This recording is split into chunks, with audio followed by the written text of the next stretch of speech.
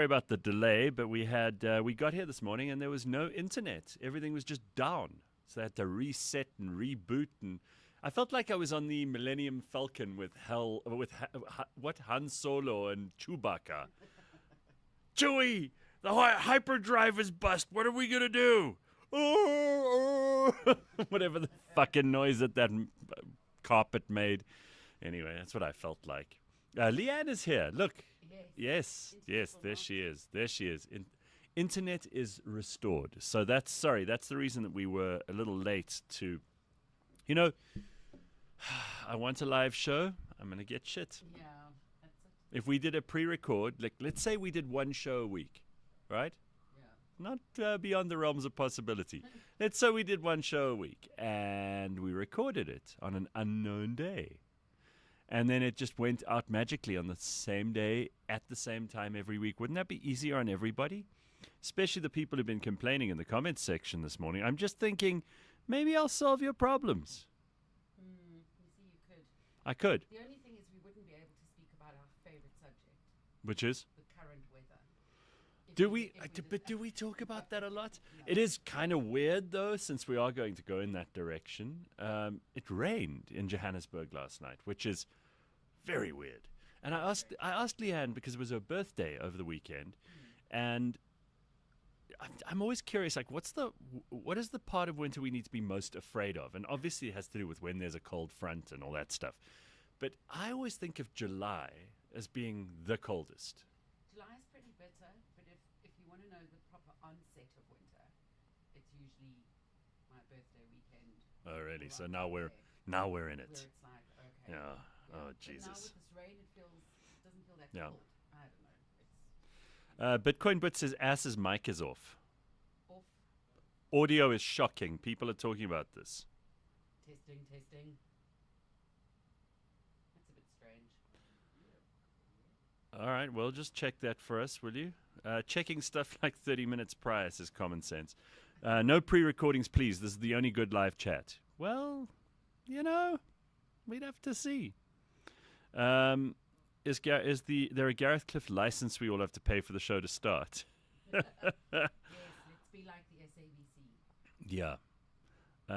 Dirk says, money on whose fault is this and how furious GC will be when we eventually start. No, there was a time where I would throw things. I'd have tantrums. I'd shit on everybody. People would be tiptoeing around me for like 3 days afterwards. And then, I don't know, I just realized there's no point in that. And I had a really chilled weekend. I mean, I don't think I left home except to go to the shops and gym and kind of, that's it. It was so nice. So I'm really relaxed. I'm chilled. I'm ready for the day. I hope you are too. Okay, so a couple of things we have to get into this morning. I went to Darren Scott's memorial on Saturday. That's the thing I did. That's the one thing you did. That's the one thing I did. I was trying to think. I know I did something. And I don't like going to those kinds of things. I know you said you haven't been to any since your dad. Yeah, and that's the main reason why I didn't go. Yeah. I made a decision. But it was really nice. Yeah. Like as nice as those things can be. Can be really nice. It was beautiful. I read a review that someone had done because we talked about funeral reviews last week. Yeah, with Simpiwe. She told me about this guy who's reviewing funerals online. And so I thought I'd give a quick review of Darren Scott's memorial because I saw so many of the people who we used to work with there, and it was kind of special. Tony Ndoro, Barney Simon, ENF, Sasha, John Robbie, Jenny Chris Williams. It was special. David O'Sullivan made the most beautiful tribute. He did a eulogy. Tony Blewett did a eulogy. I mean, you've got these people who are professional radio people. Of course, they're going to do a good job and hit it out of the park, So it was lovely. It was like such a nice, wholesome, funny, great goodbye.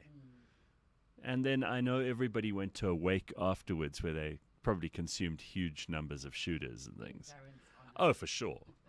But I wasn't up to that. I was like, nah, I got stuff I have to do. And in any case, it's like I love leaving a party before it's over. I like going, okay, that was fun. Let me get out while it's still hot. Yeah. You don't want to be in the dregs.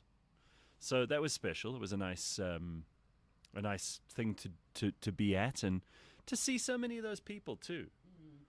I don't know, when it's sad when you kind of only see people that you've worked with at things like that. Yeah. You know, because people don't.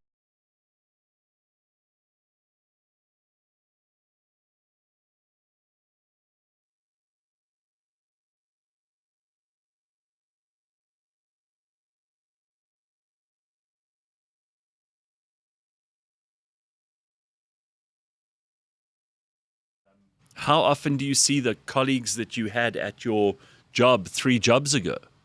Because that's kind of what we're talking about. It's almost Yeah. But like you know 12 what? years later. The odds of crossing paths is actually quite big when you're kind of in this industry. Yeah. Same goes for instance, the beauty industry, cosmetics that I'm in. It's such a small world. You cross paths inevitably. Yeah. So speaking of cosmetics, maybe you can inform me on who this Lima K. Yarley or whatever her name is, the one who interviewed Meghan Markle. Oh gosh, I have no idea. Because she's some kind of makeup guru. She launched her own makeup line. And I thought you might know who she is. I should. Yeah, I just someone told me she's worth $100 or $500 million for selling her makeup line, and I'm like, shit, this girl's done well for someone with no personality. Yeah. Because she really does have no personality. Mel van Rooyen says, blow Maandag. Oh, come on, Mel. Start the day with a little more pep in you. Thank you, James and Flex, says Barely Vocal Media. And everybody thanking you for sorting out the audio, which is kind of your job.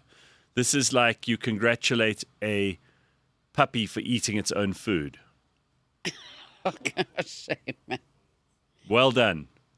All right. Got it right now. Yay, says everybody. All right. Excellent. Good. Very good.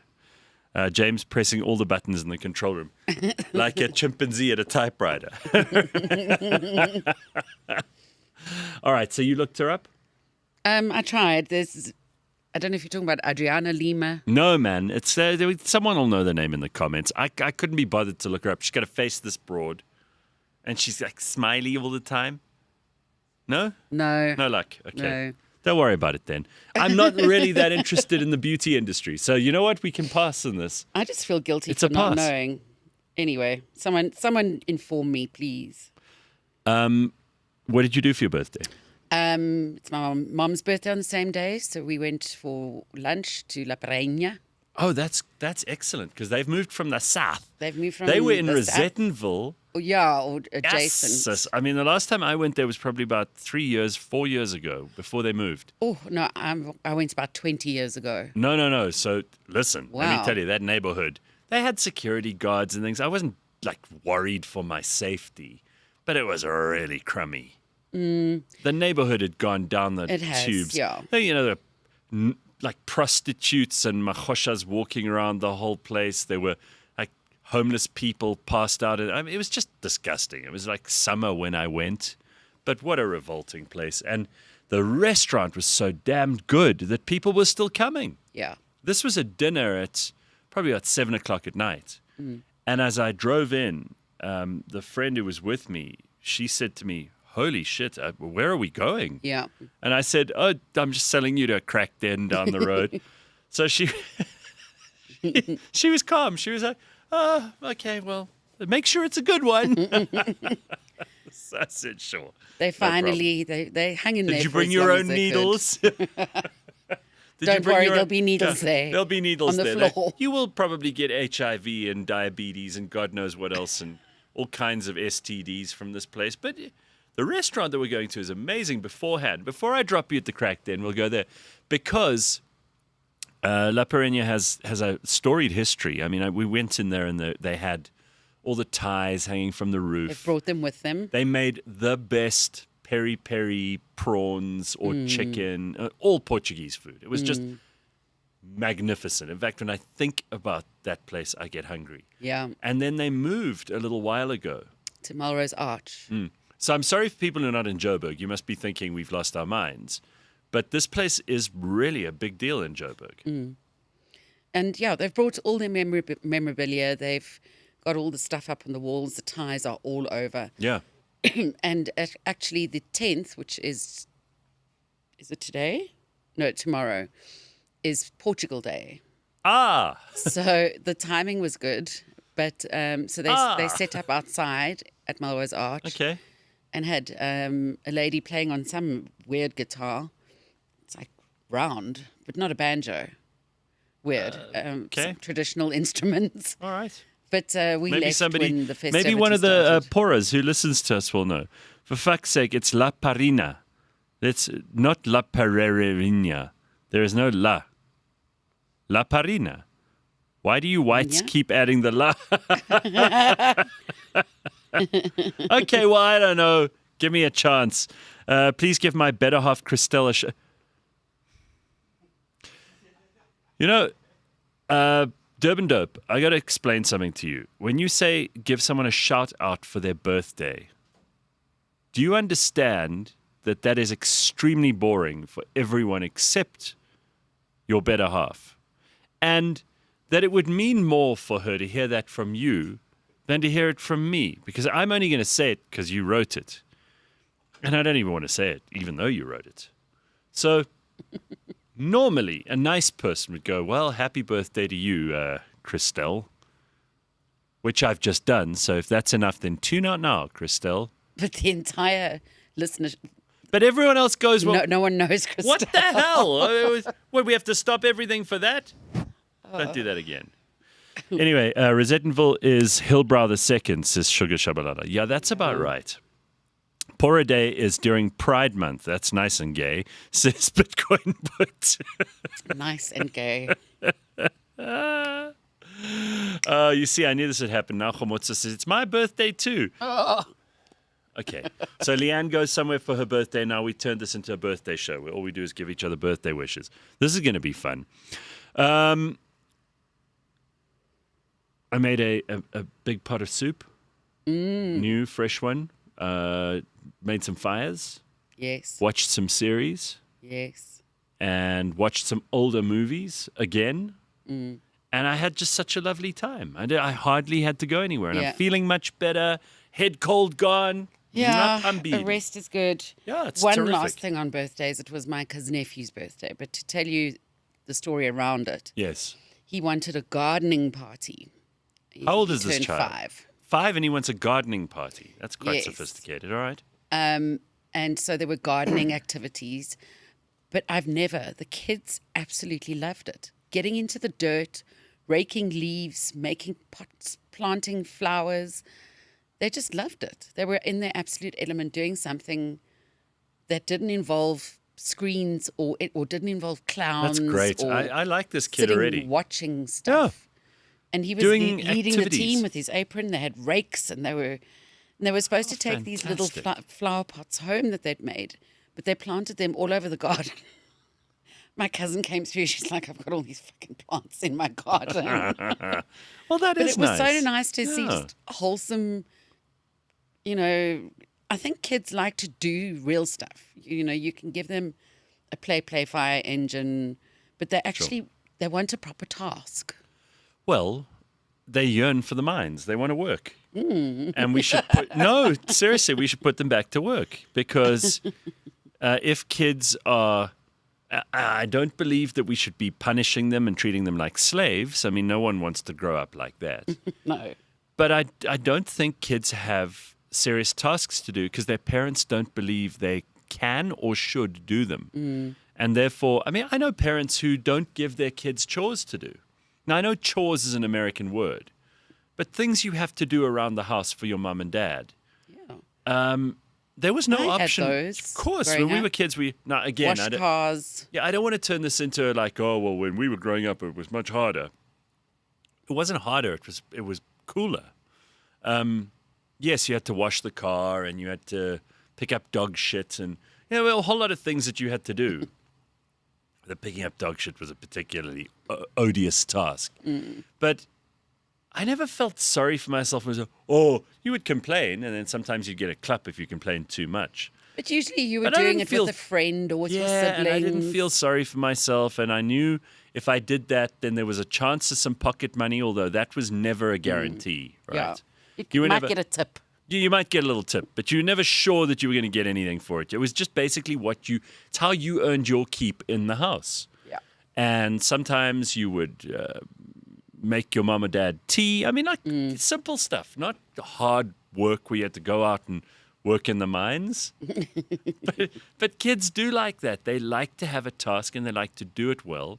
And I think it's so important for children to have a list of things that they might not want to do, but that they have to do in order to pay the rent for all the stuff that their parents do for them.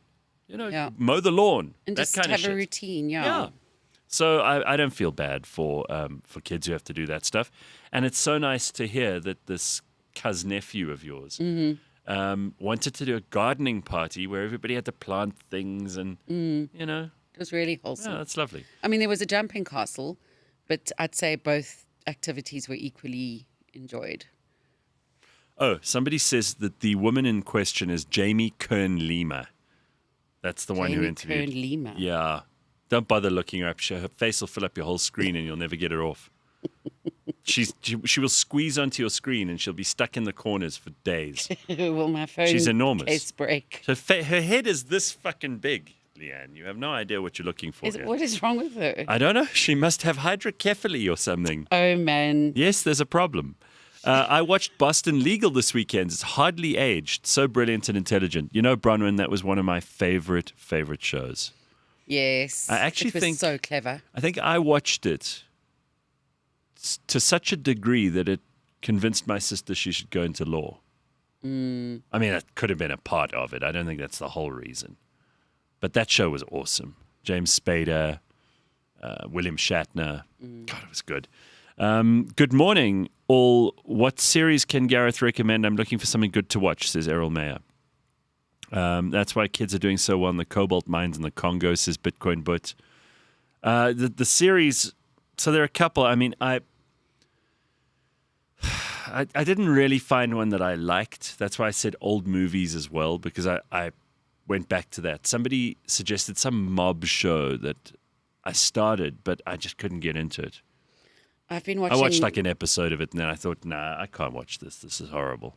Oh, by the way, later on in the show, it's going to be one of my... I can just tell I'm going to love this. We're going to talk to Des Latham, who does a South African history podcast, which I cannot wait to talk to him about. Des is I might as well go home then. Yeah, you could just sit here with a mouthful of teeth.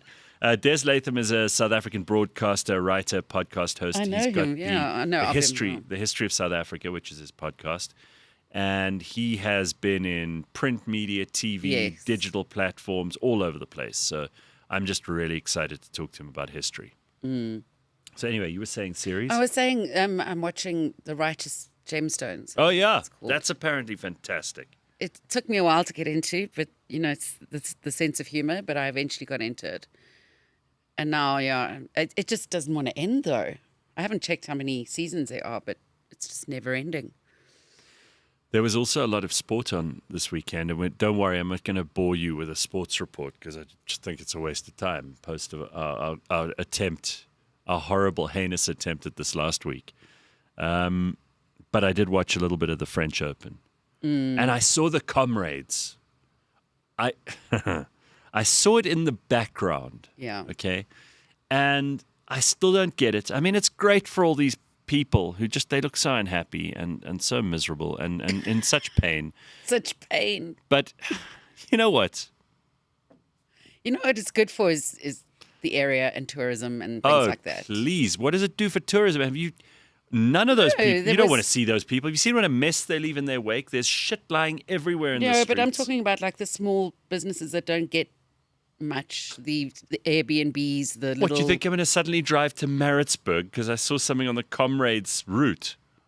What are you talking about? I read an article. What I a read lot of an shit. article This on must have been how- written by someone deaf, dumb, blind, and mute.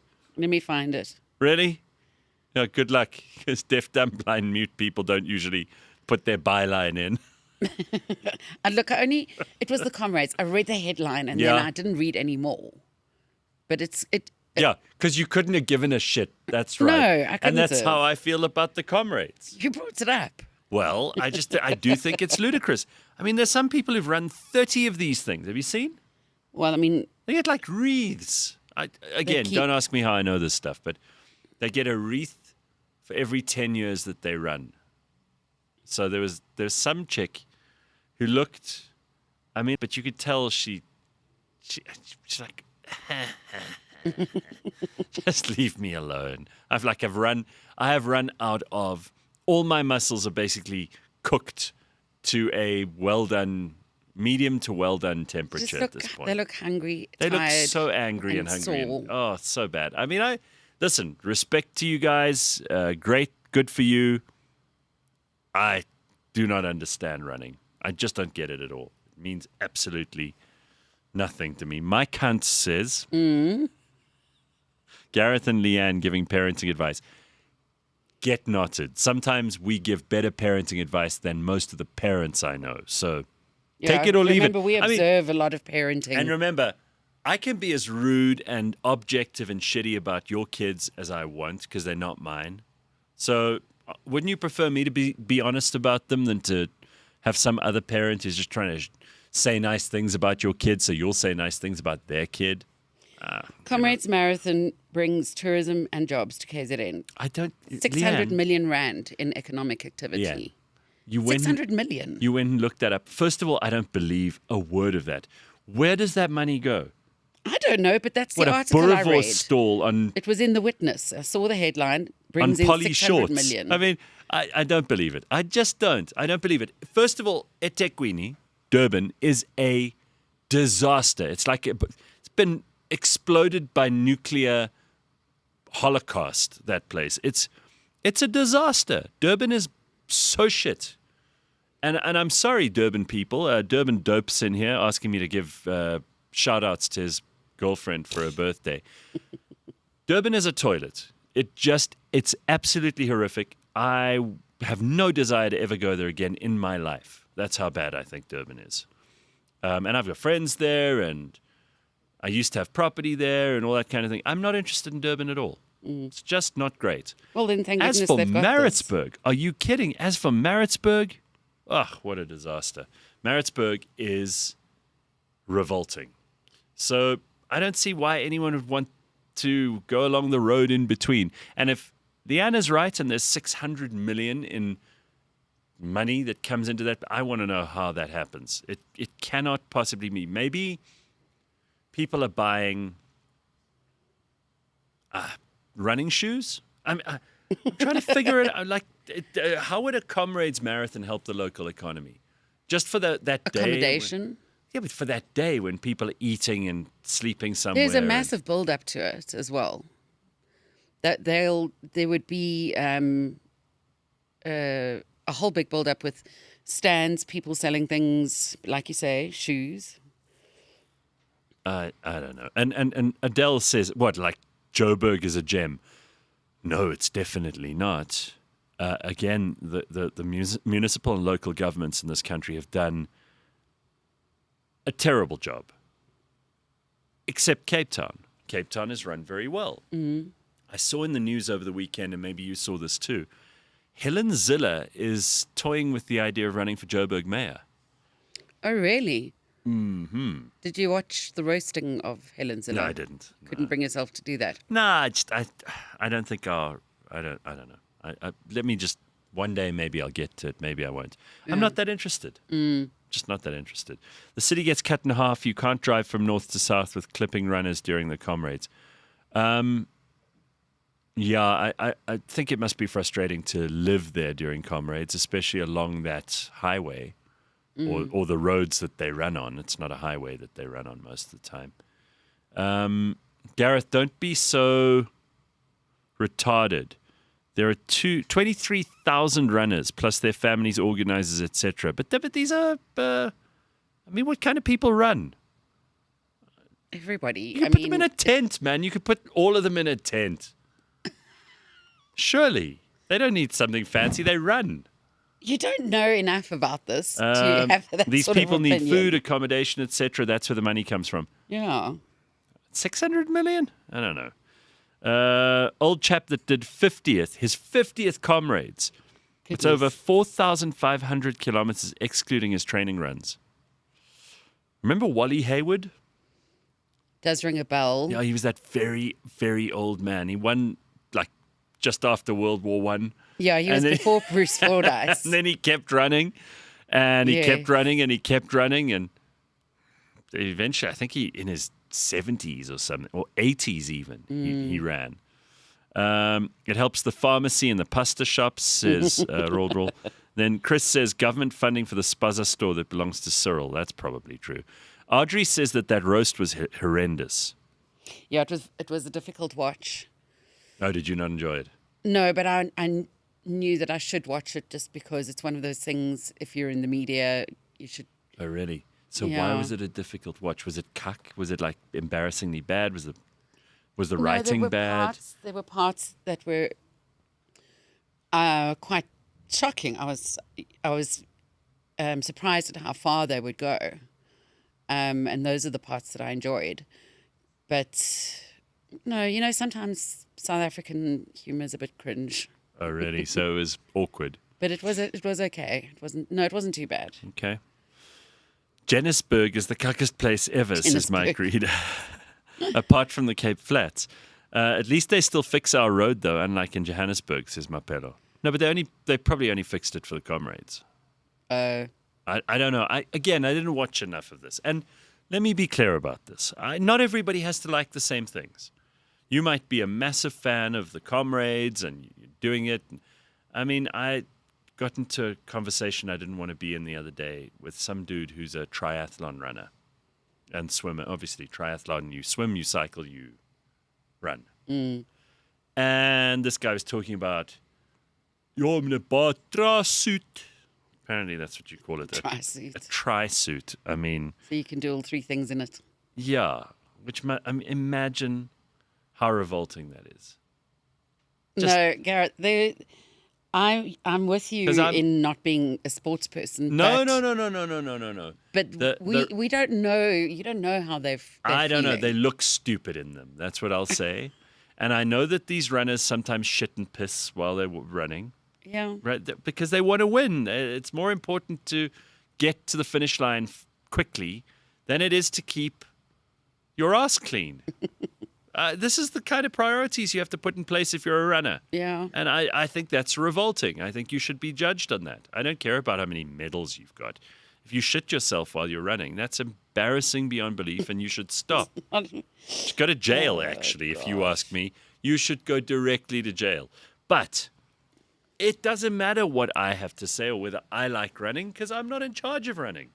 So you can run as much as you like. You can run and run and run to your heart's content, but you can't make me like running. Just like I can't make you not like running. And if the Comrades is your thing, I've never liked it because it sounds slightly communist to me. Running. Comrade. Oh, No, Comrades. I don't like that. I think only the evil man runneth because nothing is chasing him is from the Bible, right? Mm-hmm. That's straight out of God's mouth, not mine. And again, to go back to what we were saying earlier, they all look so unhappy, in such pain. Yeah, look, They my lose mum toenails. did the Comrades She did? walking. You've got the Comrades walking marathon as well. She did that before 5 o'clock? What do you mean? Because you can't. No, it's not the same distance. Oh. Excuse me. Oh, it's much shorter. Yes, but it's. I mean, you lose all your toenails, the same sort of thing. Ugh. But it was an achievement for her, and she likes looking at that photo now, while she sits in her wheelchair. Bless her. But it's an achievement for some people. No, sure it is. I have friends who've done it. They're very proud of themselves. It's just not for me. I don't have to be proud of you. I can laugh and ridicule and mock and point and cajole you in public as much as I like, just like you can say you don't understand. And maybe I don't.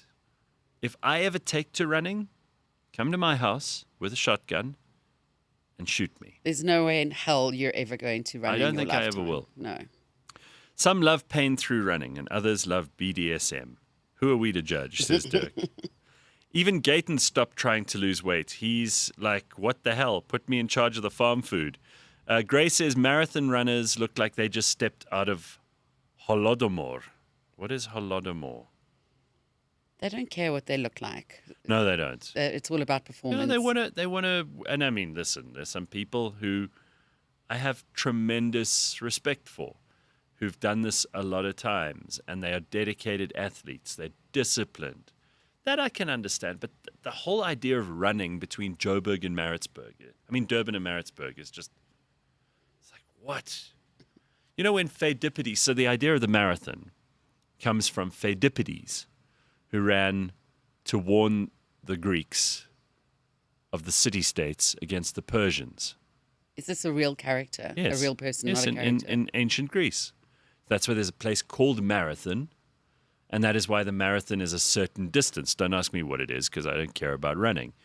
But Pheidippides ran with all of his might to warn the Greeks of the impending doom of the Persians. I thought it was a That's where it woman, comes from. Pheidippides. No. I honestly did. No, it wasn't a woman called And I Faye. thought, well, that's quite good that Dippides. this woman's in history and that she ran so much. Dippides.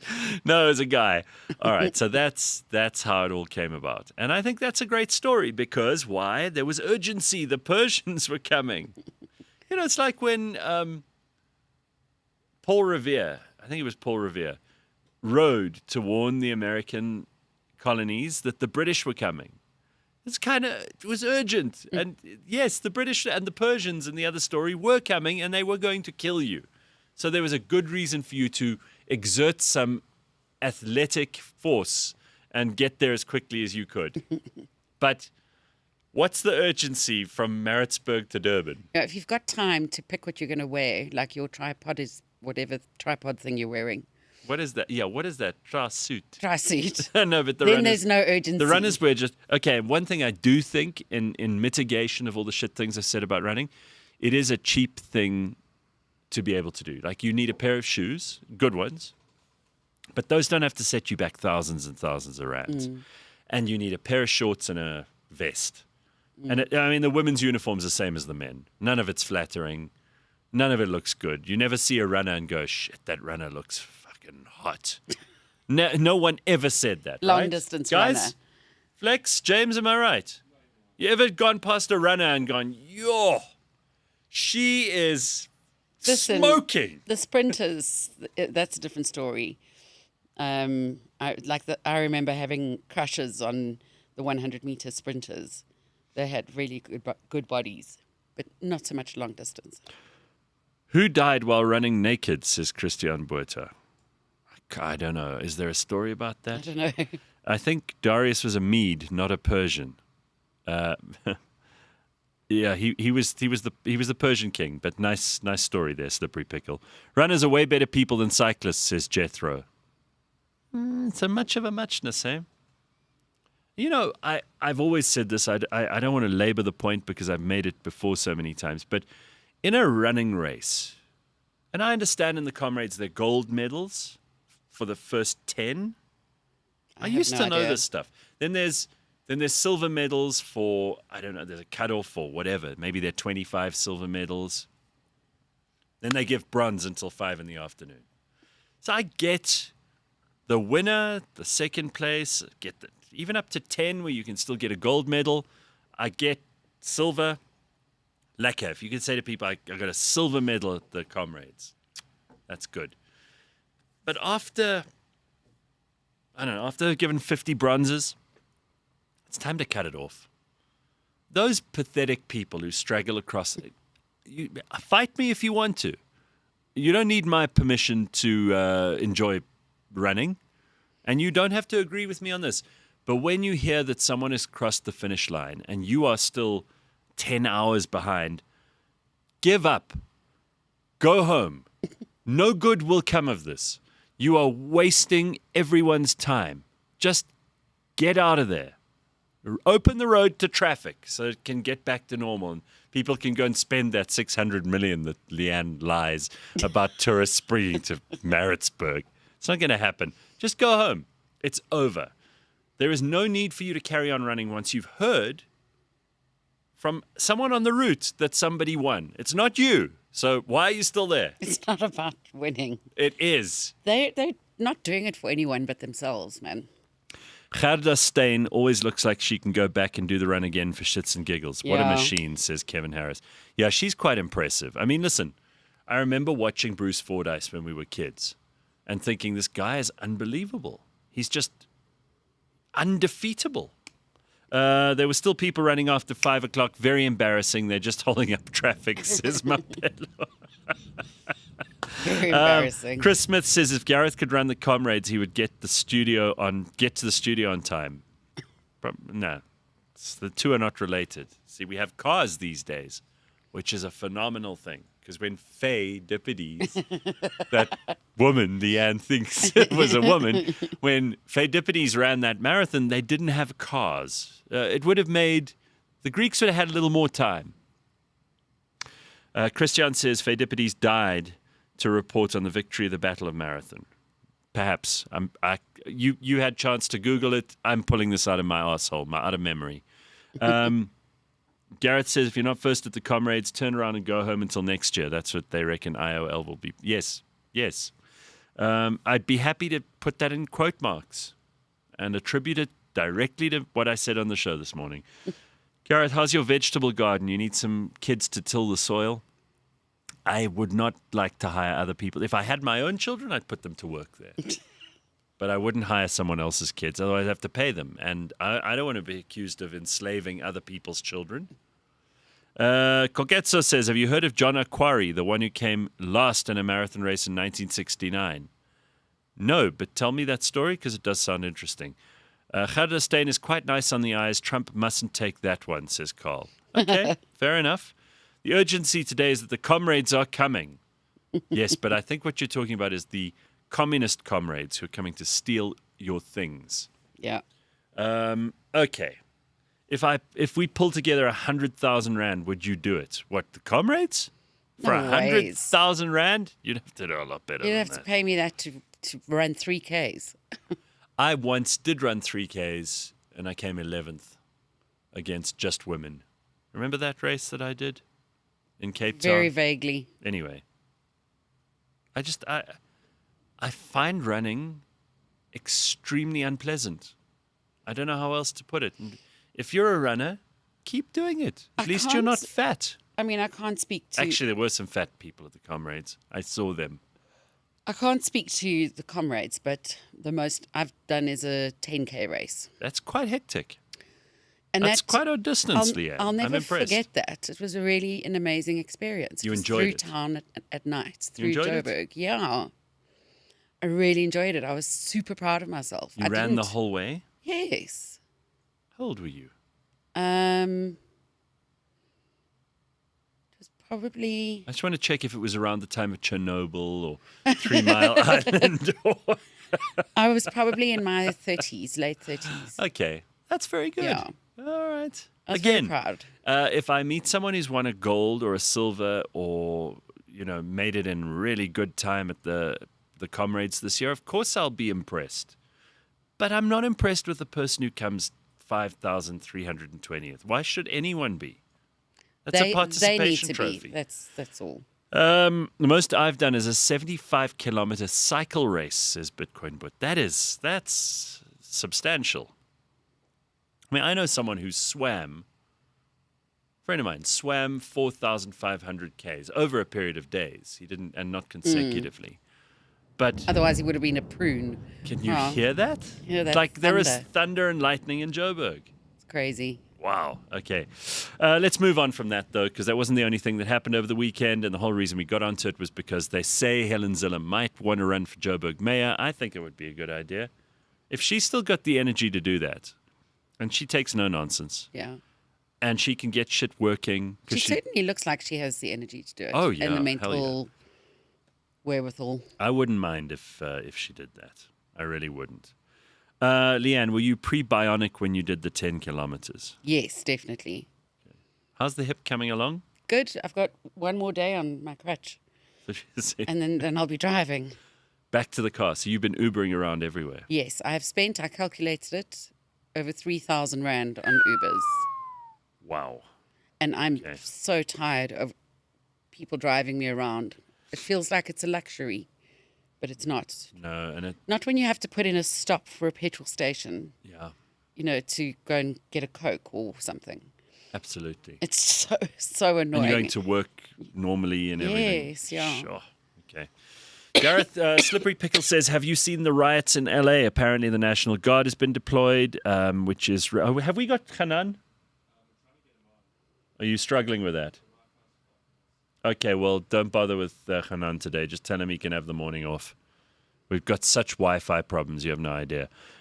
Slippery Pickle says, have you seen the riots in LA? The National Guard's been deployed, raising the normal concerns of breaking posse comitatus, which is about the rights for rioters, for people who are protesting, and for people who are on the street not to be violently taken down by the police or by law and order in a more general sense. And posse comitatus also has to do with people in roving bands causing trouble. I have seen some of the stories in the news. I've been kind of paying attention to the feed on Twitter because I don't watch TV news or go to news websites. What I do know is that it's got to do with the fact that there are ICE agents, border agents, who are going around and arresting illegal immigrants and taking them to detention centers, and they're going to be deported. And of course, lots of people in LA are illegal immigrants or have friends who are illegal immigrants, or there's some complication around that, and therefore they are furious about this. There are also a lot of left-wing lunatics in LA who have stormed detention centers and things like this. They've been throwing rocks at cars, bricks, Molotov cocktails. And California's a bit of a mess. California's been run by Gavin Newsom. He's the governor for a long time. He says, oh my God, you can't deploy the National Guard. But actually, he has no way to handle the situation that's broken out. So LA is a bit of a mess right now. I won a 5 kilometers when I was 14. It was a furniture store who hosted it. I had the choice of a bed or a BMX for winning the prize, says Biasi. That's nice. Isn't that great? Yeah, the peasants are revolting, says Jethro Hill in LA. People are waving their Mexican flags all over. That's quite right, that Don Kitty. I saw a guy who had set fire to a car or whatever, and he was riding around on a bike with his Mexican flag. I'm sorry, if you're in the U.S. and you're riding around with the Mexican flag, straight to the deportation center. Why would we want to keep you in South Africa if you were setting fire to stuff and destroying property and you were waving a Malawian flag? Why would we put up with that? We wouldn't. The truth is no country has to. I don't see why a special rule is made for America that they have to be extra nice to badly behaved illegal immigrants. So we'll see what happens. Criminals have rights more than citizens do, says that Don Kidding. Yeah, I don't think they should. Next week, I'll be attending Gas Motor Show for the first time, says Mapello. A lot of drifting, car stunts, built cars and more. That sounds pretty cool. I'd be keen to see something like that. There are actually lots of these little things going on. Did I tell you I went to a tequila festival the other day? Oh, that's up your alley. Yeah. I said to the friends who I was there with, right, we're going to go through that list from the top to the bottom. We did it very quickly. And you were still fine? Oh, perfect. Oh, yeah. How Still many went out were for there? supper afterwards. And I don't know, 15. Oh, okay. It wasn't But so was it difficult. good stuff? I mean, it wasn't... Yeah, there was some. Yeah. Some. They try to smuggle in those blancos, the silver tequila. Nobody likes that. Nobody deserves that. You should wash pots with that stuff. You shouldn't drink it. And they can use silver tequila in cocktails, but not in shots. Anyway, we got to take a break because it's 7 o'clock already. I know we only started the show 1:15 because of the internet problems, but we're here. And we're live, and we're ready to take care of you through the course of the rest of the day. Plus, we've got Des Latham coming in a short while to talk about history. So maybe he can help you with Fey Dippities as well. And a whole lot of other stuff. Don't go anywhere.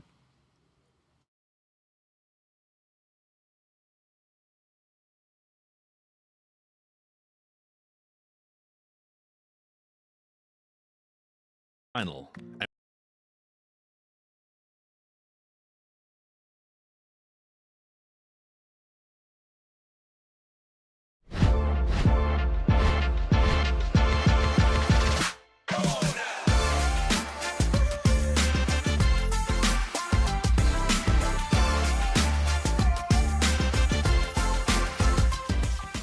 90% of South Africans cannot afford to retire.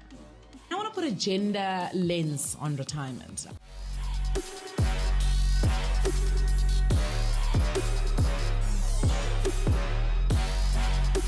Money doesn't care where you come from. Money doesn't care who your parents are.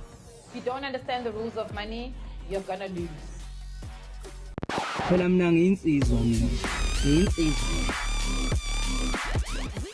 The Proteas are in a final, and with that, have another chance to win some elusive ICC silverware. Though such a topic brings up major PTSD for many fans, joining the guys in the studio this week is Josh Margolis, who is a hardened and loyal Protea supporter, who will also be attending the match at Lord's with zero fear. This makes him the perfect guest to get us excited about this match, a match in which the Aussies are favourites to win, which Sandile will be sure to remind us of on numerous occasions here. But let's forget about that and previous pains and rather focus on what could be at a historic occasion at Lord's. It's episode 51 of the On The Bounce show. It's our big preview of the Test Cricket World Championship final between Australia and South Africa. Let's get into it.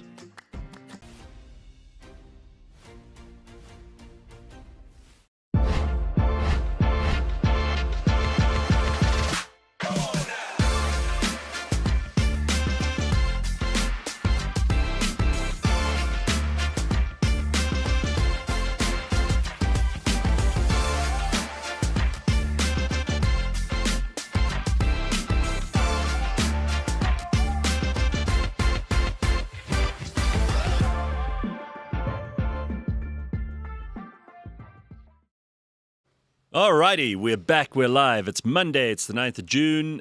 Leigh-Ann is here with me, and we're going to be joined in a short while by Des Latham, who's the host of the History South Africa podcast, which is awesome if you haven't heard it. I mean, you have to be a real fan because he gets into unbelievable detail, tells these incredible stories.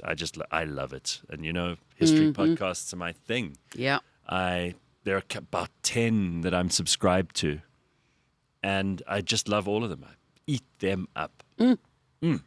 So, all right, we're here on a Monday. Bad news, I'm afraid, for people who shop on Temu and Shein. Yes. You know, a lot of people do.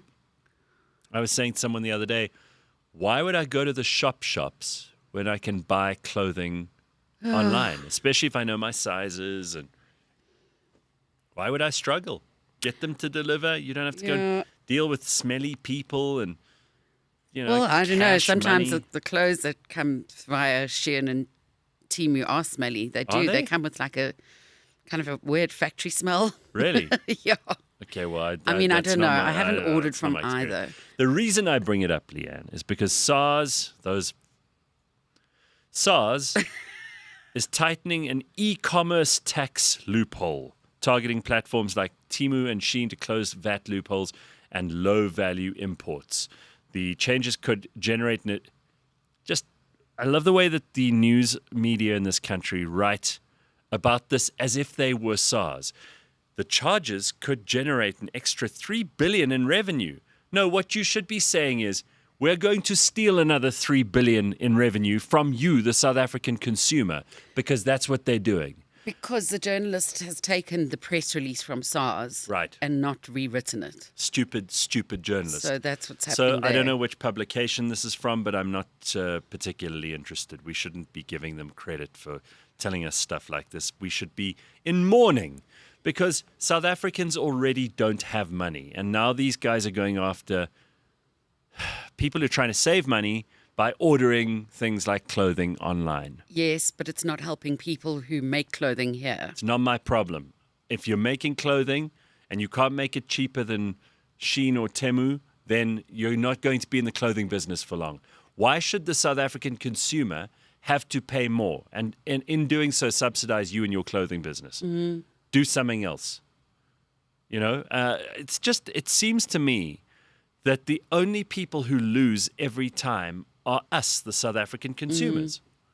Why must we be punished because everyone else is trying to get hold of more and more of our money, and especially SARS? I'm not impressed that the Minister of Finance and the Treasury are going to rake in an extra 3 billion rand in revenue every year.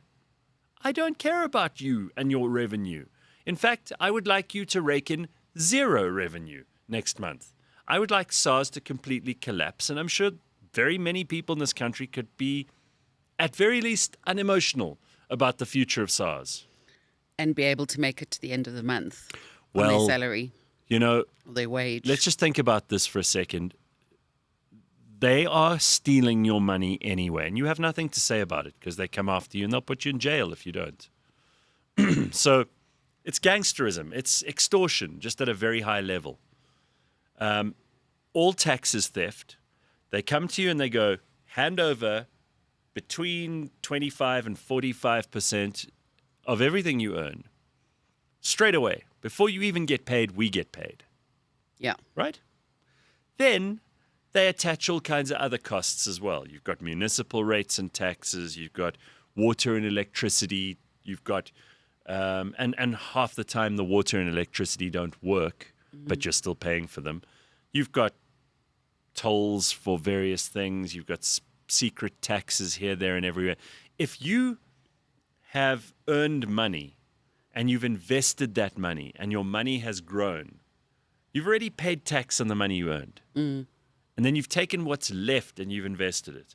They will then capital gains tax what you make off of your good investment that had nothing to do with them because they've been paid off already.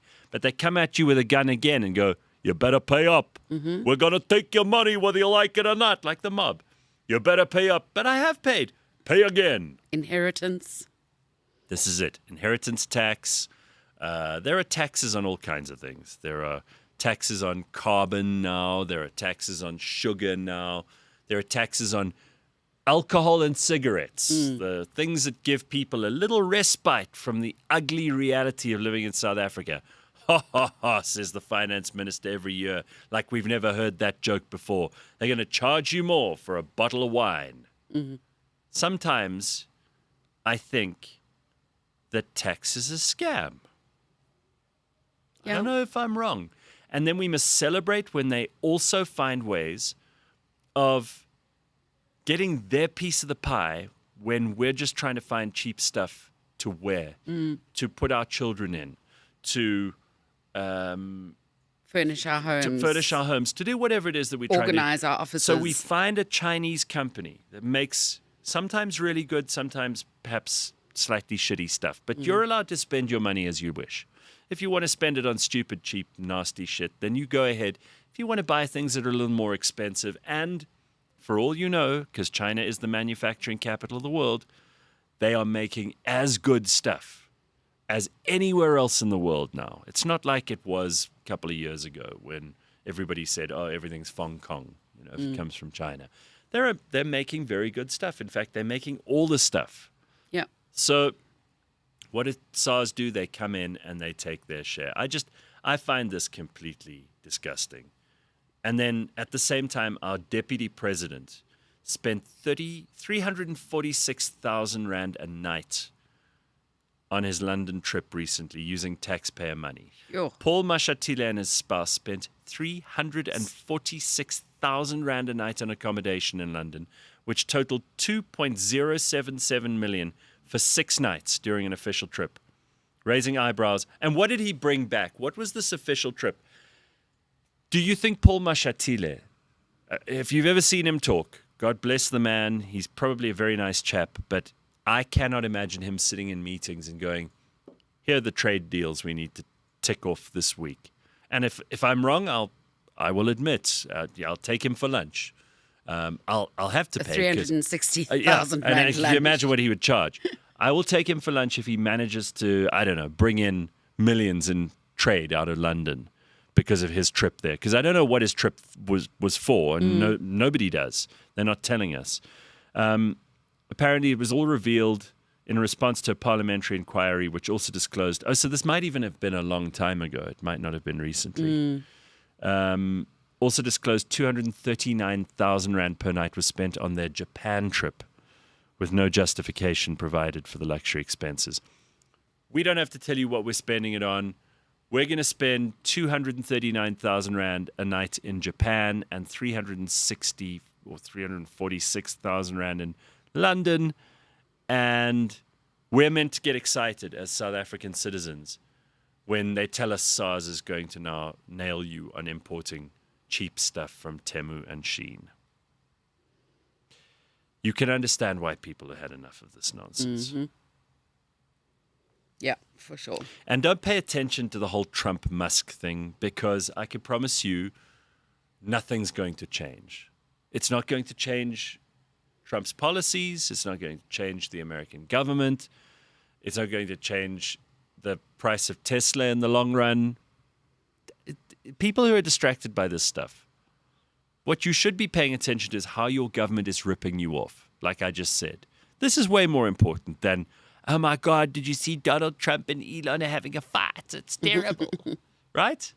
Sure. It's a great story. It's funny. It's entertaining. But I can promise you it's not a big deal. Have we got Des yet? Ay. I hope we can get him.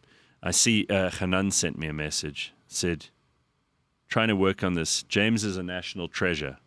Oh. Yeah, he said you're a national treasure. Well, I think he's being sarcastic, James. Are you ever going to run the Comrades?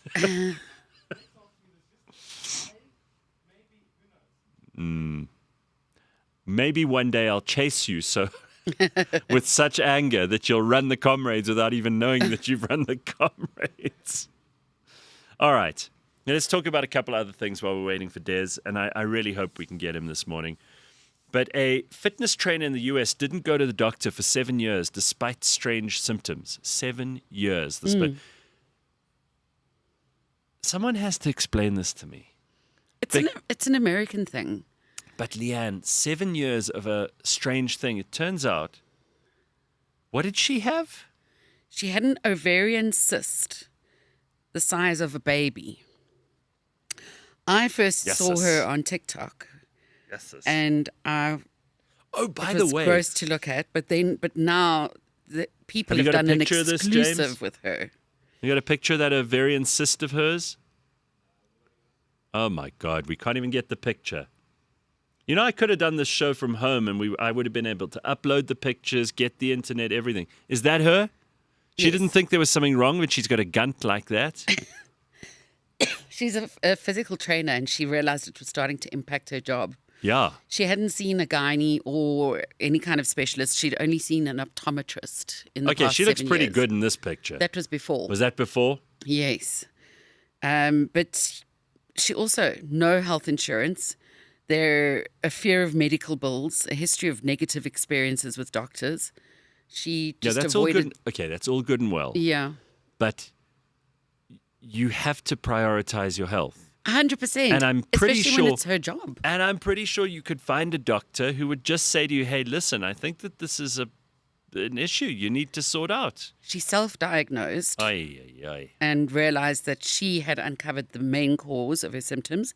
She said it was diastasis reti. She does look like a bit of a hick, though, right? I mean, she's not Yeah. hideously unattractive. And I mean, apart from that,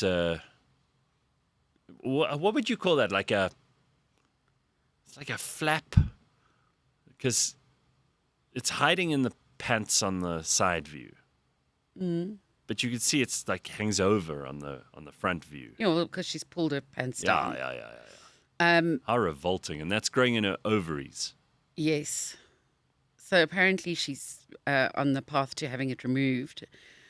after people on TikTok, of all places, said to her, "The girl, that's not diastasis recti, which is a split in the muscle in the abdominal."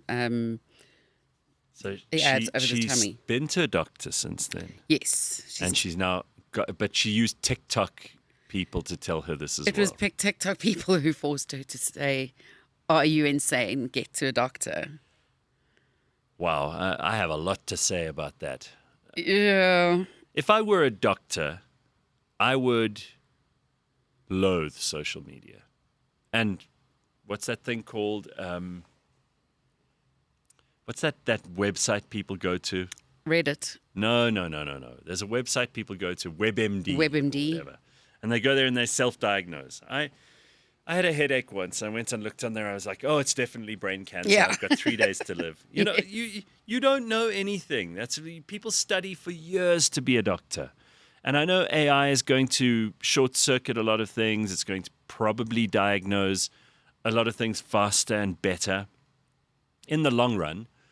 But at the moment, your best bet is going to someone who studied medicine at university and has been in practice for some time, and lying down on their table, and they take the thing on your tongue, and they make, and then they put the thing in your ear, and they take your temperature. And they go, "Breathe for me." And they say, "Breathe me." Those are the things you've got to do.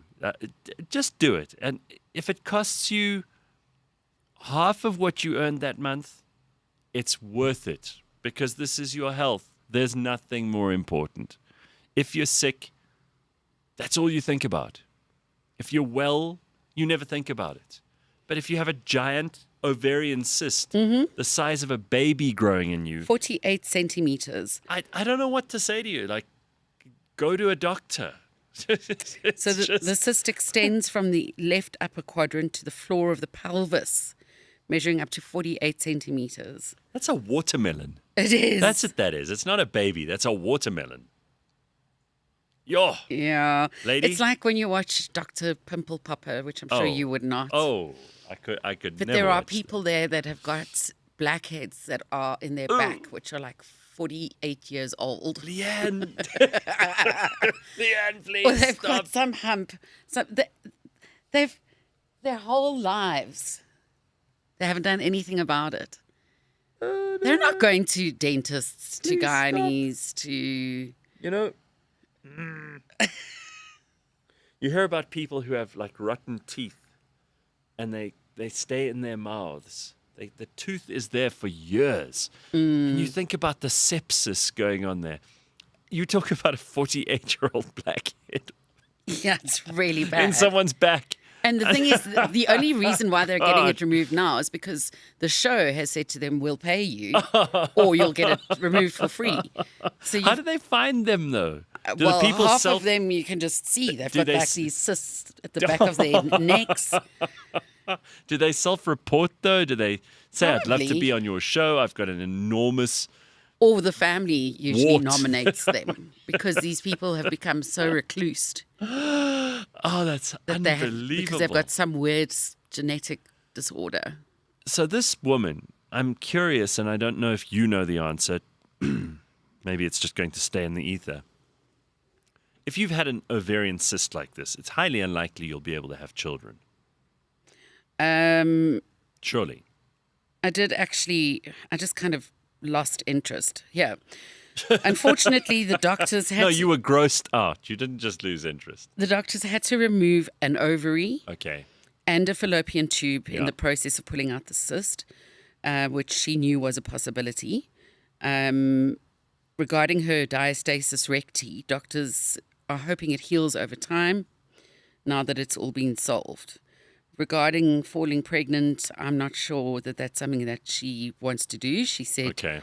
she'll keep up with her yearly checkups and keep a closer eye on her health. It would That be was really sad if she had this ovarian cyst, she didn't go to the doctor, and then she decided afterwards she really wanted to have kids and couldn't because she hadn't looked If after you herself. are the owner of a 48 centimeter cyst, owner. Is that what you must call it? not have children. Are you- Because if you're neglecting yourself to Yes, that that's point, true. Good point.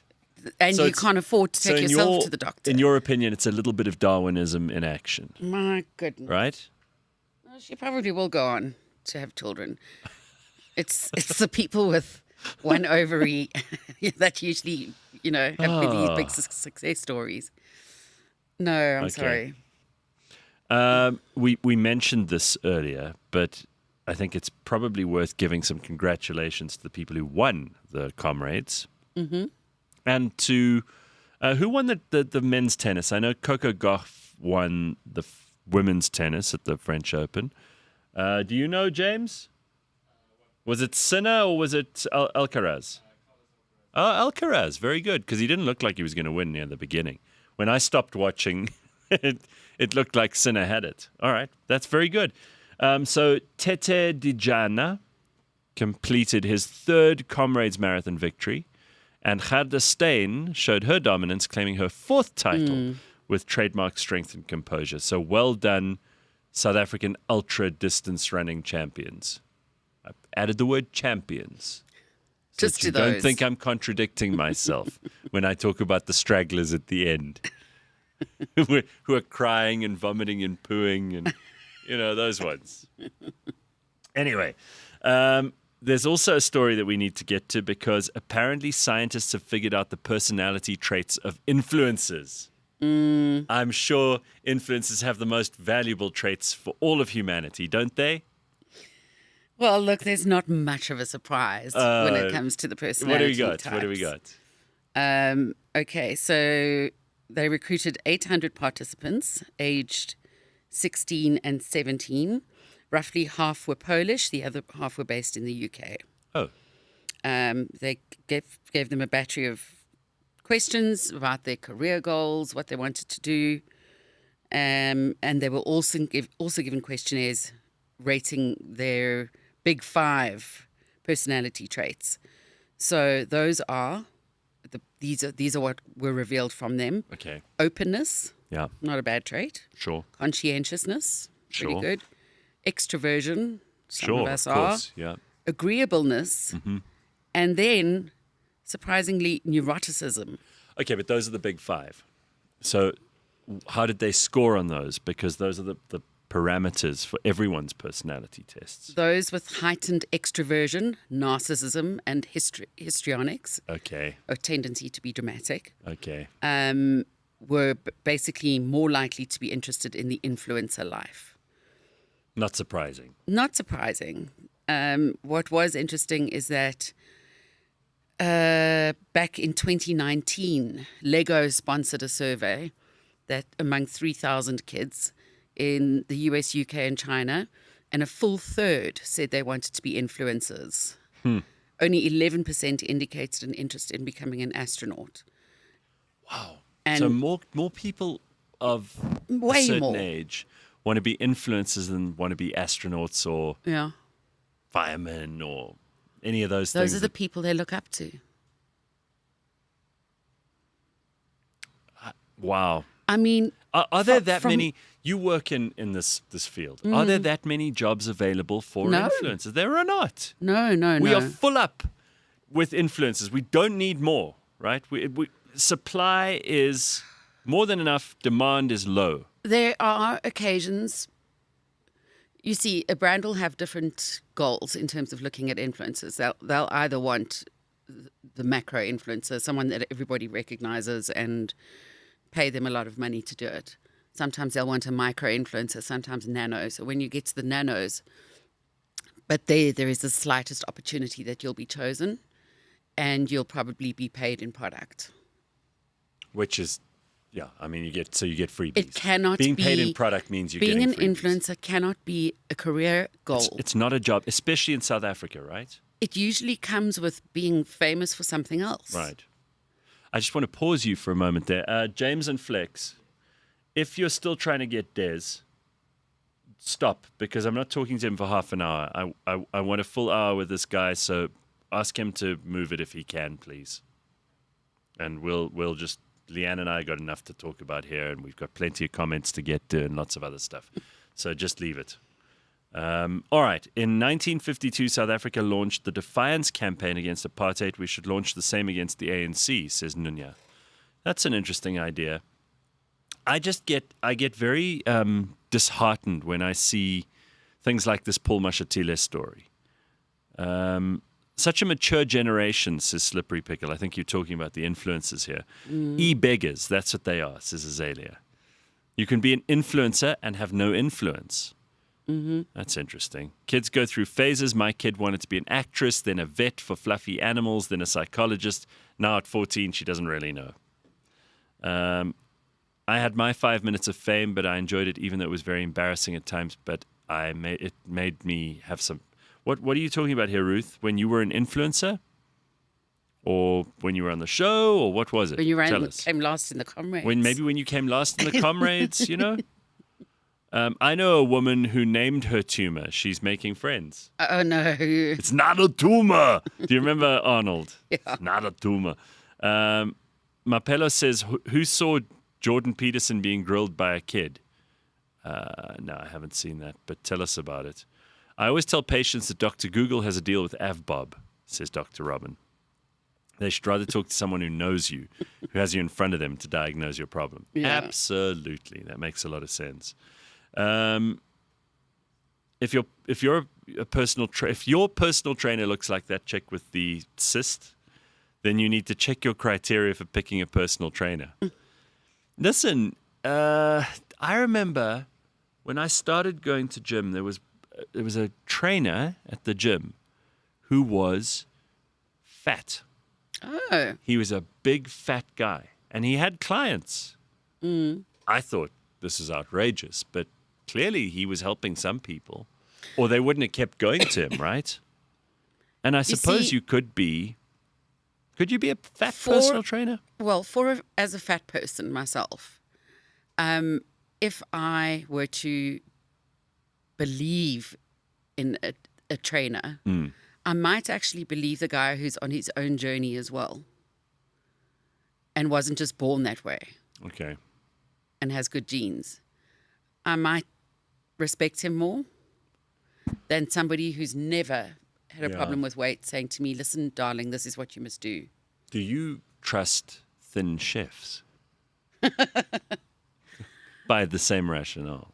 I don't judge chefs based Neither, on their neither do I. I don't size. really care about what size a chef is.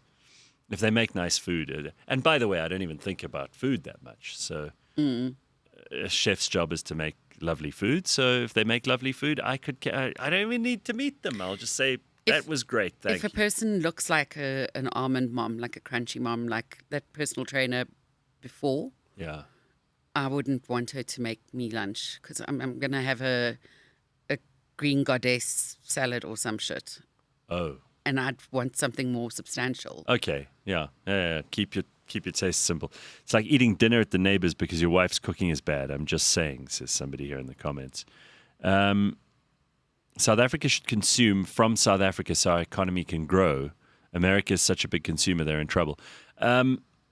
We do not produce and manufacture that much in this country, Wade. This is Wade in the comment section talking about, SARS and the clothing industry. And so we don't actually manufacture a lot here. We don't even refine much of our We just mining. exported it immediately. Yeah, we send it straight away as a raw product, and we get paid immediately. We are so short-sighted that we want our money for pulling something out of the ground, and that's it. We don't manufacture, we don't process, we don't refine. We're not a service economy. There are parts of it that are, but we're actually really not good at this stuff. So if we had to rely on stuff we make in the country, we'd be in a lot of trouble. Yeah, we grow stuff and send it off as is. Well, we have certain sectors of the economy that are very good. Like all our good tomatoes go to Europe. Sure, but farming's a different story because there's not much you need to do with... To an orange. Yeah, Yeah. correct. And there are other areas which were financial services in this country are in pretty good shape. Banking, you could say, specifically as a part of financial services is in good shape.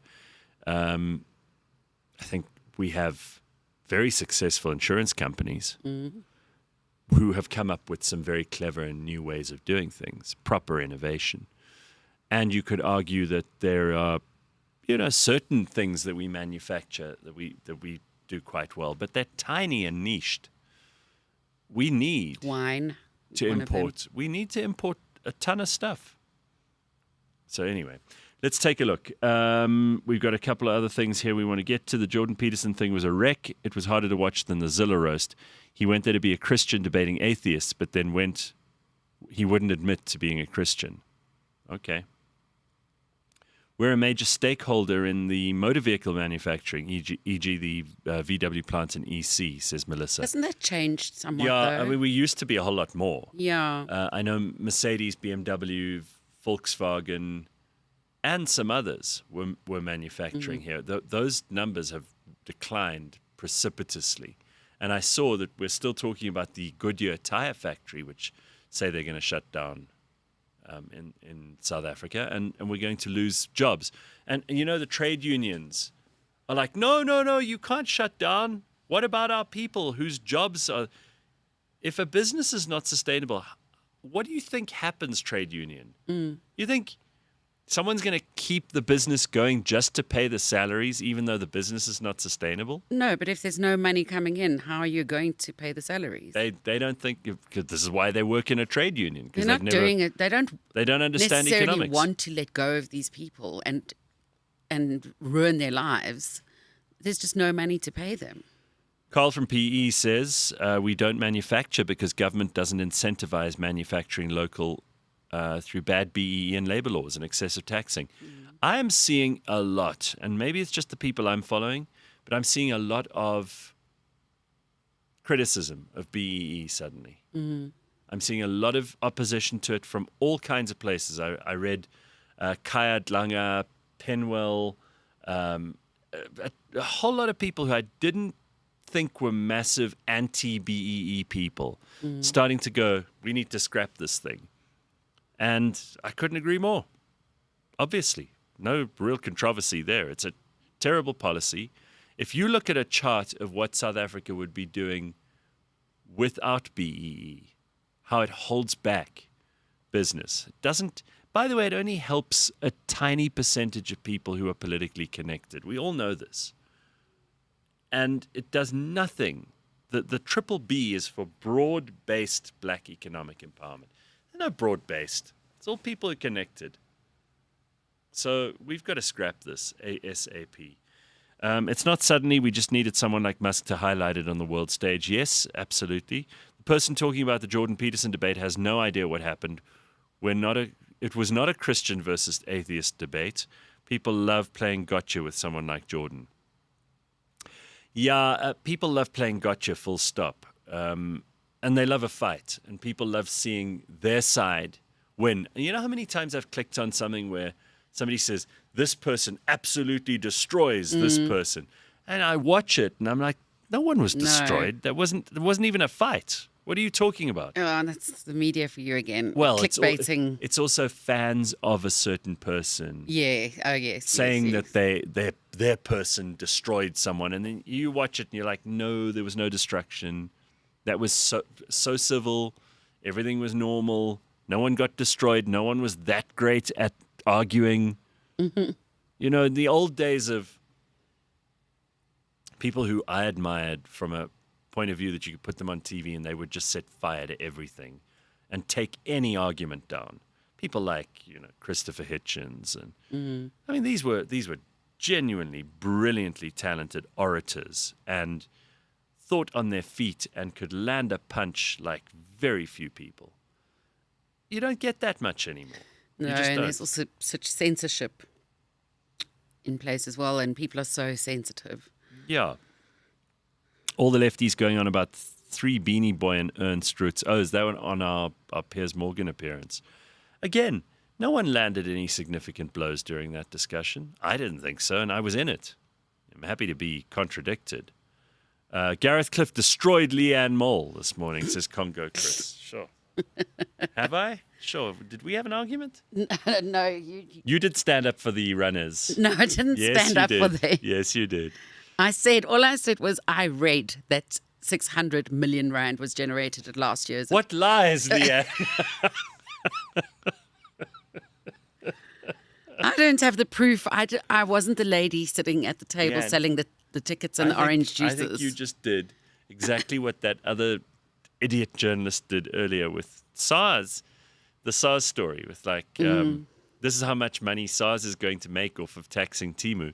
You just did the same thing. You took a SARS press release where they said this is bringing 600 million to the KwaZulu-Natal economy, and you were like, yeah. It was actually a Comrades press release, I think. Well, even Judging worse. from- Because why should you be the PR arm for the Comrades? But it was reported on multiple, even the ANC How embarrassing, Leigh-Ann. credited themselves in the The story. ANC credited themselves. Well, during the 10 minutes that I watched the Comrades, which was It was more than me. paralyzingly boring, but during those 10 minutes, I think it was Supersport, must have been. Supersport had the mayor of Durban there, and I was like, what a cheek. Like, if I were the mayor of Durban, I'd be hiding. I'd be in hiding. I would never pitch up at the Comrades and stand there and say, I'm the mayor of Durban. I would be crouching behind Isn't it one of the the- bushes going, I hope no one knows I'm here, because the people of Durban should physically attack that man. I don't know if Durban's any better. Maybe someone can fill me in. But if it is a little bit better, I would love to know. I'd love any good news about Durban. I loved the place once. It saddens me that it's such a mess. Yeah. But it's not only, some of it's beyond, human management. Everybody last week was talking about Trump and Elon. It was a big story, and a part of me is totally disinterested in it because these are two big egos, these two very powerful, very rich, very important men. And when you put two alphas in a room, they're bound to eventually start going at each other. Yeah. That's just how it works. I'm surprised that anyone would be surprised by this. I also have a very sneaky suspicion that this may just be them trolling. Like, there might be a 3D, 4D chess game going on here that we're not aware of. I don't think so. I think they're both just impulsive. That's it. I was going to say, are they not too impulsive to stick to such a well thought out thing? Yeah, I don't think they could because they also both, you know this, Trump obviously is irascible as hell, right? So if you say something to him, he holds a grudge for the rest of his life. And we know that he will see someone in the media and go, oh, you're that fake news journalist from that low ratings news association. He remembers stuff like that. And if you said something that he liked, he's very loyal to you because he thinks you're loyal to him. So it's almost like this very, very primitive idea of if you've demonstrated submission or trust before, that I'll trust you now. That's why he's, I suppose, very picky about who's in his administration this time, because there were traitors last time, people who let him down. But Elon is also like that.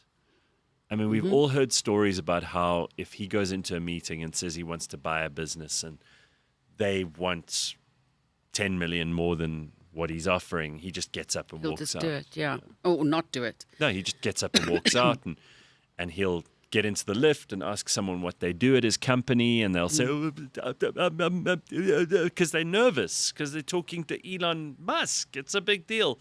And then he says, you're fired. So he's very impulsive. And they're both high energy, complicated people.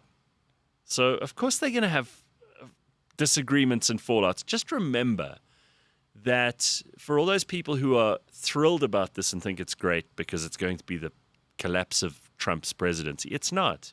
Elon was only hired for 130 days or whatever. So he was already on his way out long before this fight broke out. And he only became a Trump supporter a year ago? Yeah. It's probably a year ago when he jumped on that train. Remember, he was still supporting Democrats and paying for their campaigns before that. Elon was not a Republican, and he certainly didn't like Trump. He supported Joe Biden in the last election. So everybody who's getting excited about this, you have a very shallow memory of history. And maybe that's why this is such a big story to you, because you think it's exciting and it's going to make your dreams come true, and you really don't like Donald Trump, or you really don't like Elon. Maybe the best news to come out of this is that all those left-wingers can now buy Teslas again. And they can stop firebombing other people's Teslas. You know, that could be a very good plus thing out of this. And I know that the Tesla share price dropped down. And people were saying, oh, well, this is the end of Elon. It's not the end of Elon. It's not the end of Donald Trump. You're still going to be outside the tent whining about how these two guys are changing the world.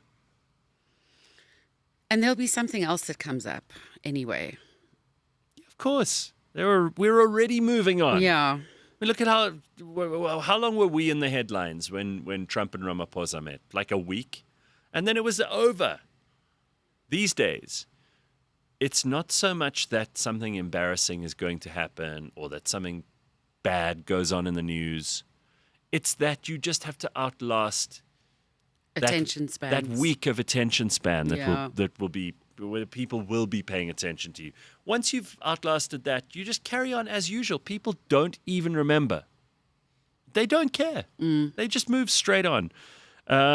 Maybe it's Trump's long game to help with the plummet of Tesla stock. Who knows? I mean, I would love this to be some elaborate game that they're playing, that they have some plan That's that the rest of heavily us strategized. Yeah, that the two of us are just too stupid to work out. Yeah. Now you and Leigh-Ann and I are going to sit here in a week's time and go, oh, wow, that's amazing. They did have a plan.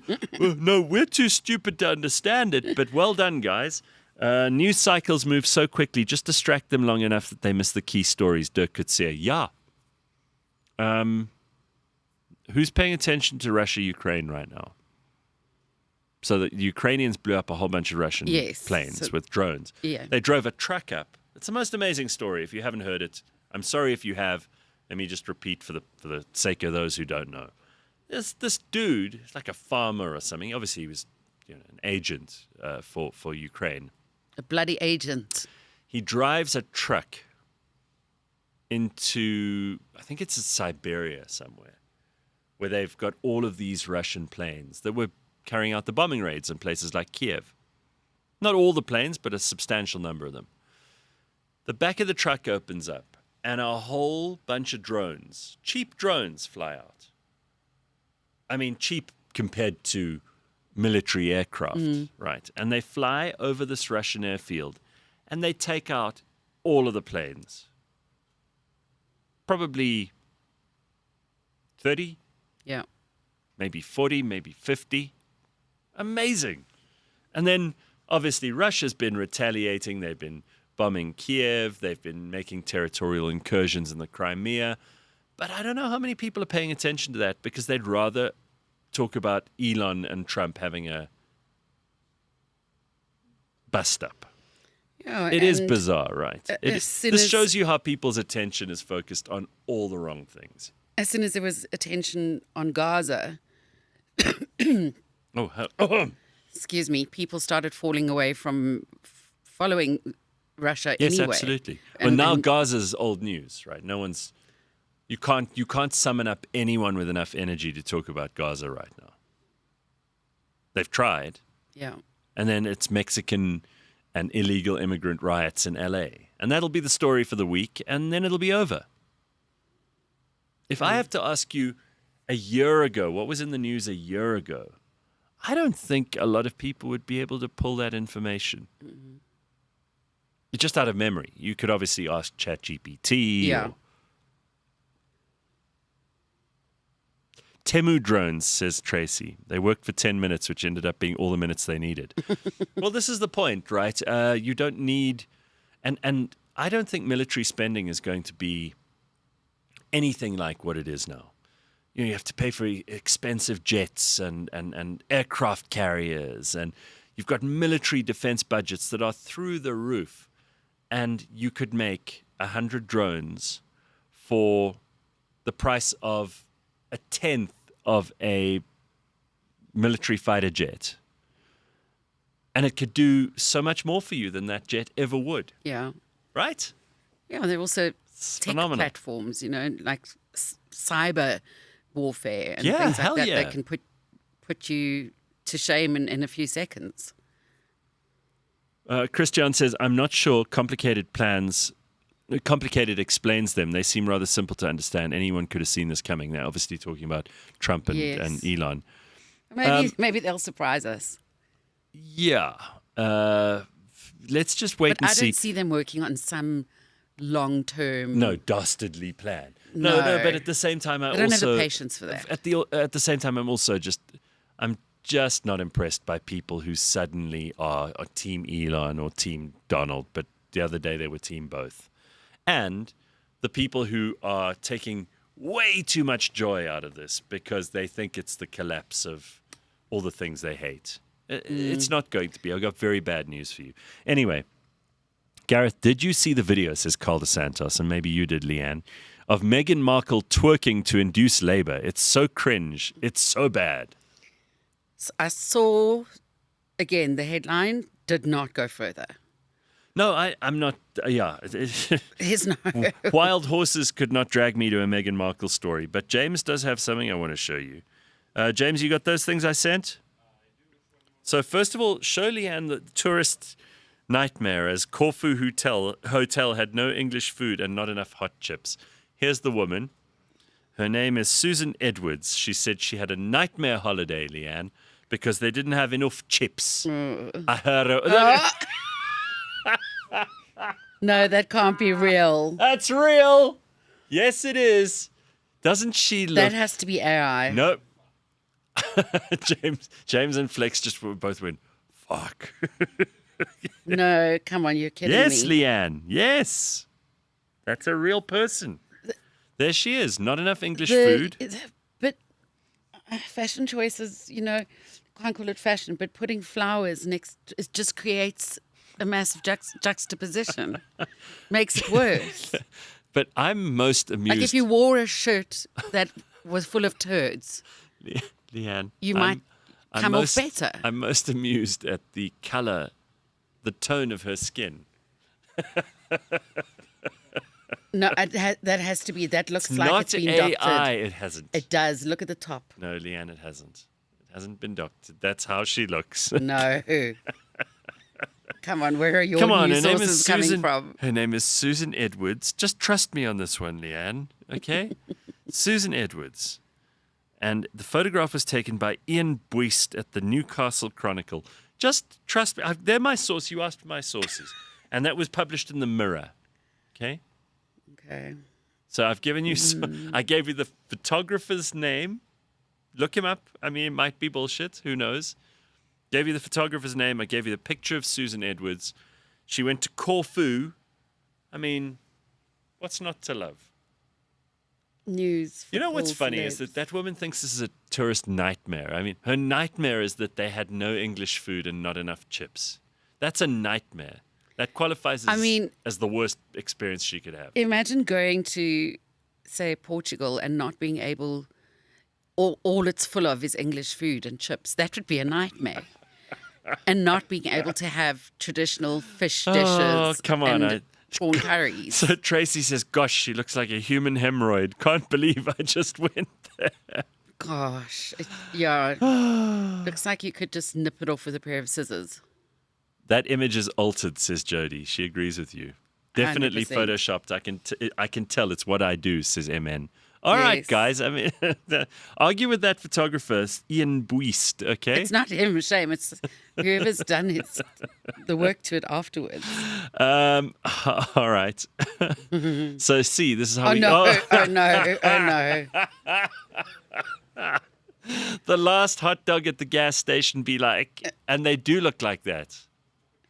Now, isn't it weird that this, I believe, could be real? That is real, Leigh-Ann. I think everything's real. You know, everybody goes, you must be suspicious. I have a different philosophy. I now believe everything I see. Oh, really? If there are What about the aliens, 600 million at the Comrades? no, I don't believe that because it came from you. See, I know better than to trust you on that sort of thing. Maybe it is. I did say it's possible, But I can't imagine how 600 million makes its way to Pietermaritzburg. Just doesn't seem right. It's possible, but it doesn't seem right. That woman lying down there in the sun, like the last hot dog at the gas station, that's real, 100%. If she looked any different, That's the thing bad. that would have got you was the way she was lying down, right? Yeah. The pose. Oh, but that's like really not a problem. It's everything else. That's something really interesting. Two interesting things to show you. And I'm sorry we haven't had Des Latham. We've had such internet issues all morning, but at least we got the show going. What are the most popular names for girls and boys? And I don't know for South Africa, but I've got them for America. Do you want to guess? Because it changes, obviously. Certain names become very fashionable at a certain time. All right, so take a look at this. At this birthday party for 5-year-olds, for instance, there was a lot of Leo. Oh. And I've heard as well, not only at this birthday party, but Josie for a girl. Okay. Sort of very simple, short names. I've heard a lot of Leos and Josies too. Okay, so it obviously depends. Your language is important here. If you're Zulu, you're not going to call your child Josie or Leo. But in America, they do this research all the time. So they've looked at a list from about 1930. Look at this. So the boys' names are at the top and the girls at the bottom. So back in the year 1930 until 1940, Harold and Betty were the most popular names. Hello, Harold. And Betty, Betty. yeah? Right? So, Makes sense. But when you meet someone who's of a certain age and they're called Harold or Betty, you're not surprised. Yes. The next, they saw a huge increase in popularity of the name Larry and the girl's name Judith. Mm-hmm. Judith. That became a big thing. Then Deborah became the name of the 1950s. Deborah was the most popular name. Yes. And for the boys, Bruce. Okay. I wouldn't have guessed that, but there we go. Then in the 1960s, the name Todd.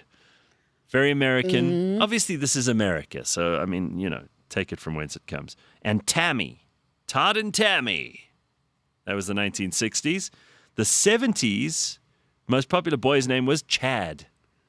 Another Todd type name. Yeah. And Jennifer. Jennifer became massively popular in the 70s. I mean, if you think about how many Jennifers we know in Hollywood alone. Absolutely. All round about that time, the 70s.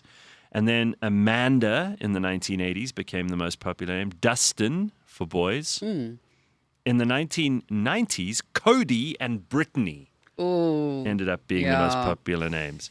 And then this is amazing. In the 2000s, you had Ethan as the most popular boy name. Yeah.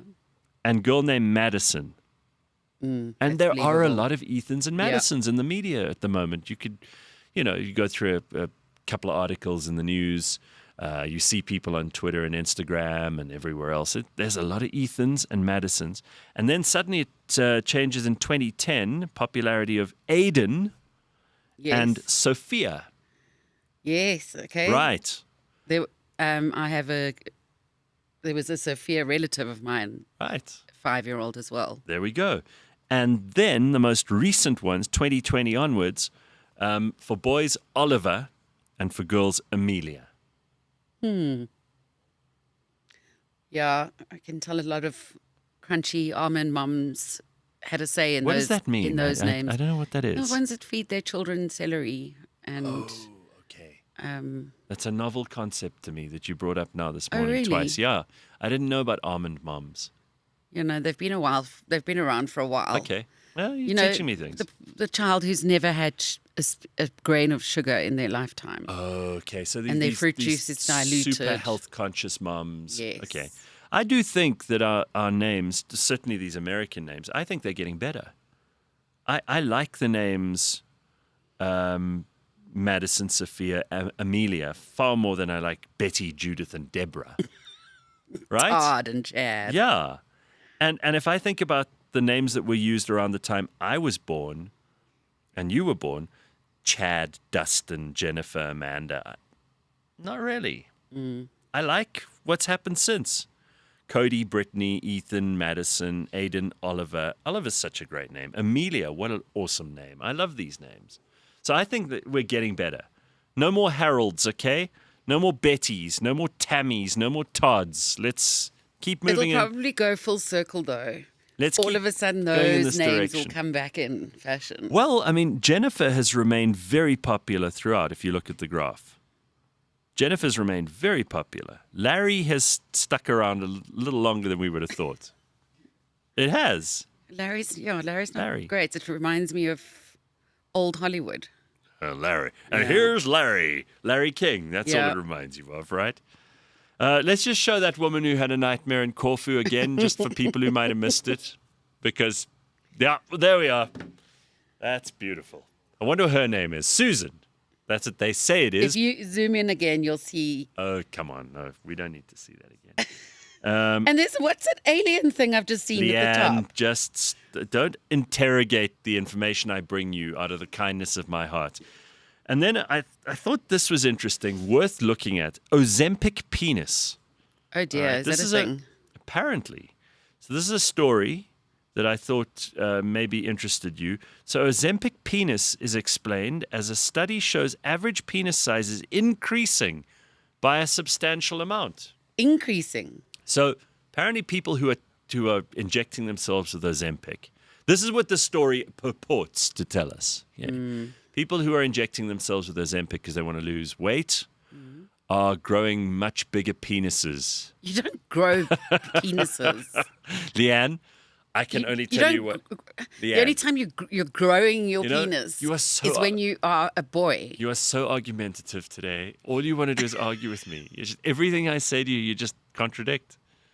You are so difficult. Did you have a rough day? Did you not sleep well enough last night? You're so grouchy with me. I'm just telling you about Ozempic penis, and all you want to do is fight. So here's what I know. Yes.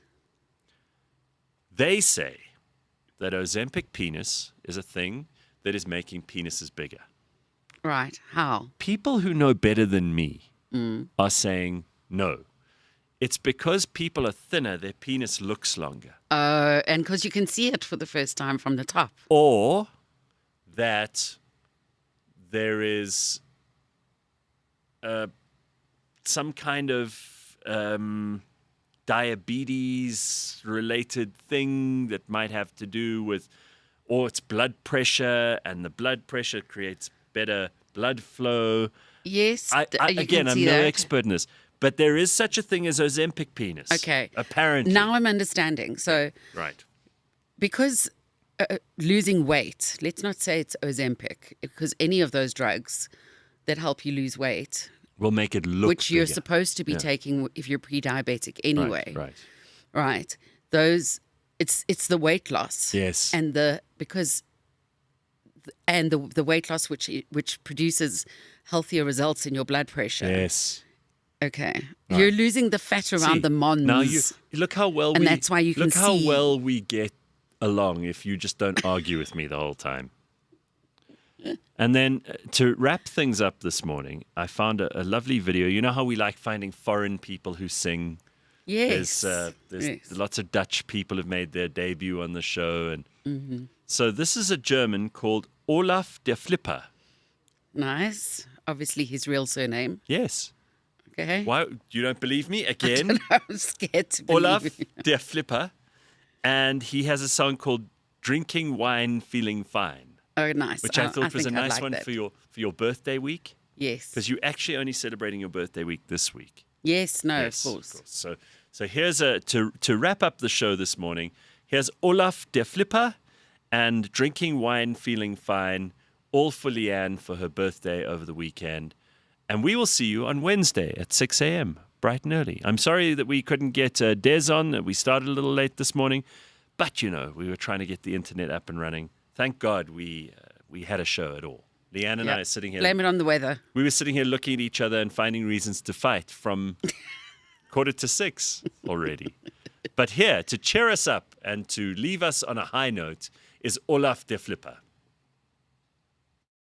Drinking wine, feeling fine, summer, sunshine.